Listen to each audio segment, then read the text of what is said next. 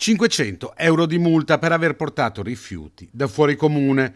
È successo a Noventa Padovana, dove la fototrappola ha scoperto un cinquantenne di Fossò nel veneziano, immortalandolo mentre si libera furtivamente di un sacco di immondizia in via Valmarana.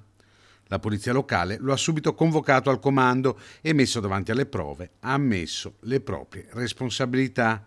Gli agenti gli hanno quindi notificato una sanzione di 500 €. Una multa certamente pesante, commenta il vice sindaco Nicola Canistracci, che risponde a una precisa scelta politica.